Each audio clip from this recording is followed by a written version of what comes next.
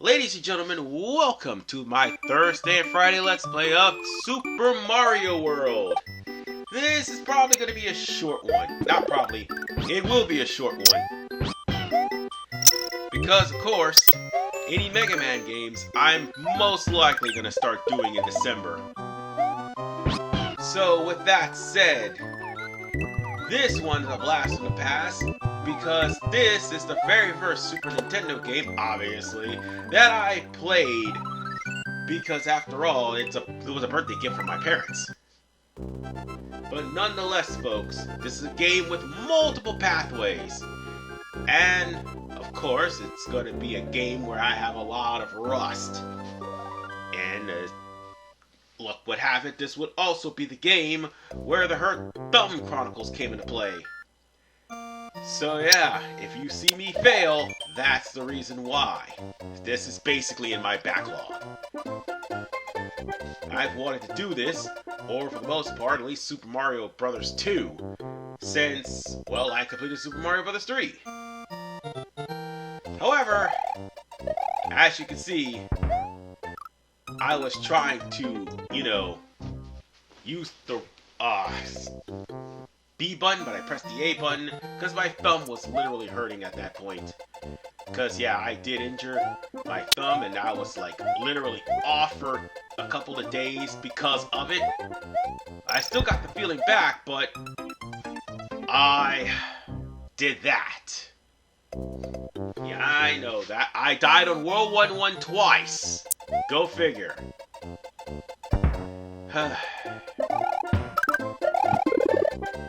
But at least we could go on to the controls. Y and X is the dash. A is the jump, and no, spin jump, and B is the jump.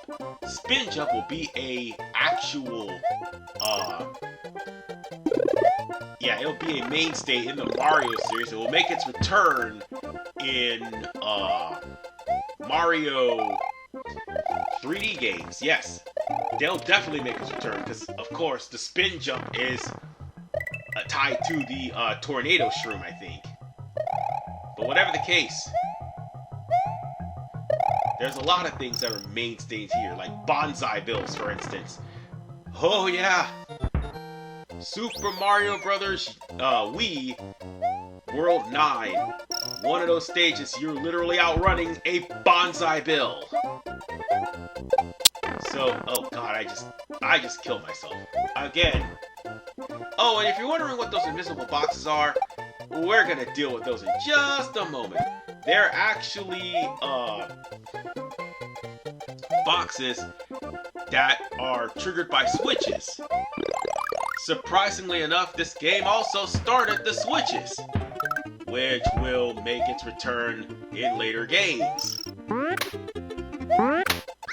And yeah, there was a goalpost where if you hit a certain point, the highest point being 40, the lowest being 0 or nothing at all, in this case, if you manage to score 100 stars, you'll be able to try to shoot for a jackpot, which would be you matching whatever item that was there, either getting 3 mushrooms, 3 stars, or 3 fire flowers, like in Super Mario Bros. 3, but the difference is it's like a roulette. So if you manage to get a bunch of fire flowers, and there's a fire flower there, you're looking at getting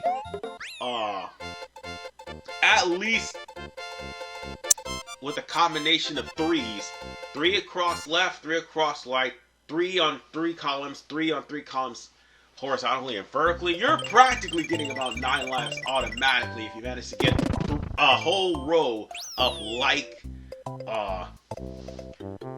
items. And what I just did was released all those blocks. Those yellow blocks I just released will make things easier, but also does something else. It gives you free mushrooms guaranteed. These blocks, I think the red one doesn't give any. I don't think the red one gives anything, but blue one gives you a fire flower. Oh wait, no, the red one gives you fire flower. It's the blue ones that I don't think will give you anything. And this is Yoshi, your extra hit. Unlike with Super Mario Bros. 3, Super Mario World, you only have like maybe, I'd say, one hit, you're back down to Mini Mario. You don't just revert back to Super Mario, you just go directly to Mini Mario, but you have a held item, which is something that carries over in many other games as well. And what am I doing with these dragon coins here? Well, here's the thing. The dragon coins have a relevance. If you get 5 of them, you get a 1-up. And to be honest with you, they may not be as important, but they are precursors to red coins. And also, I think they are a precursor to the Game Boy game, Super Mario Land 2, the 6 golden coins.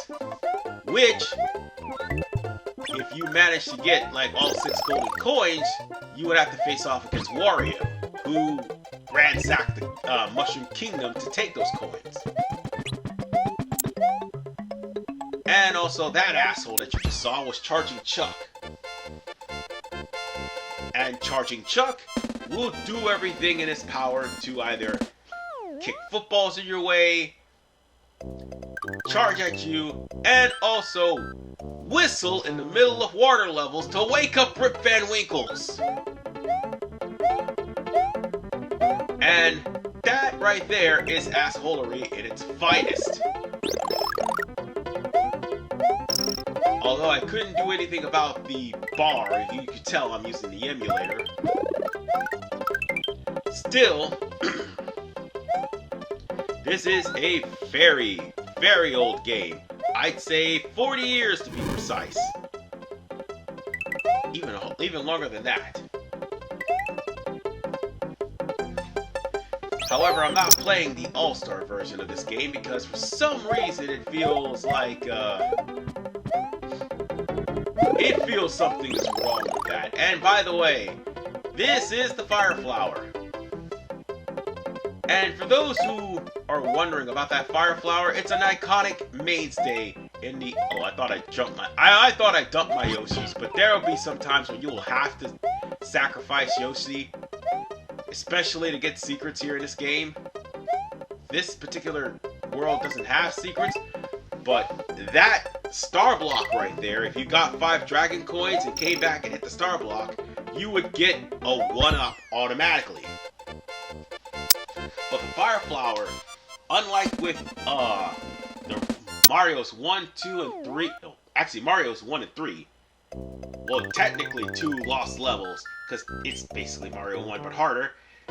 The Fire Flower here will turn any enemy that is susceptible to it into coins. Unfortunately, that does not apply to the Koopa kids that are actually susceptible to the Fire Flower.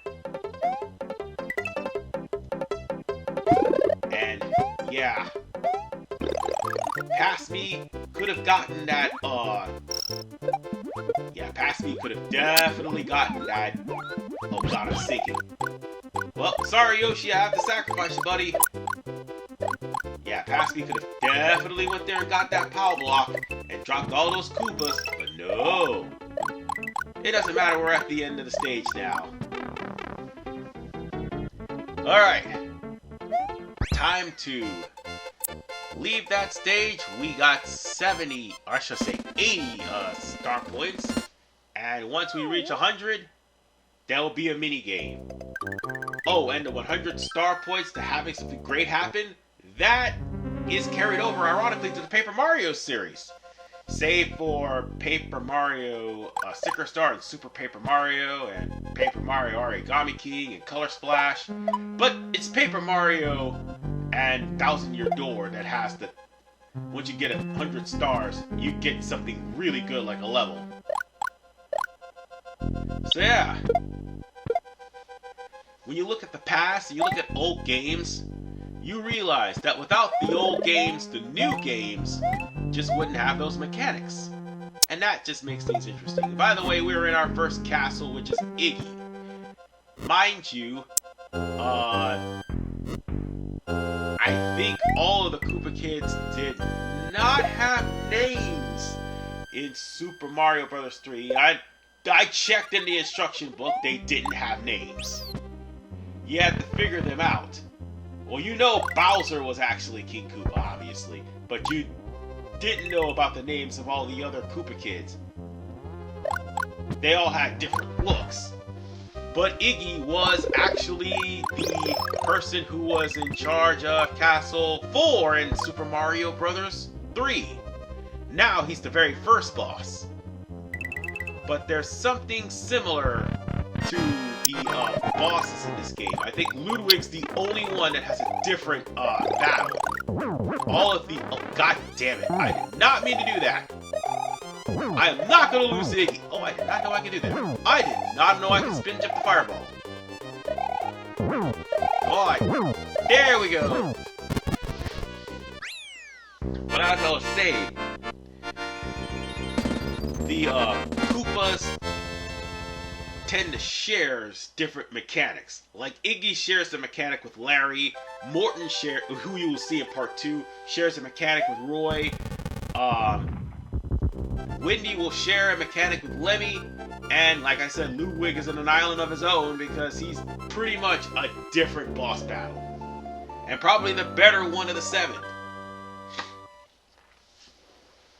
But the Koopa kids are a mainstay in Super Mario, and they got completely retconned because those were practically Bowser's kids.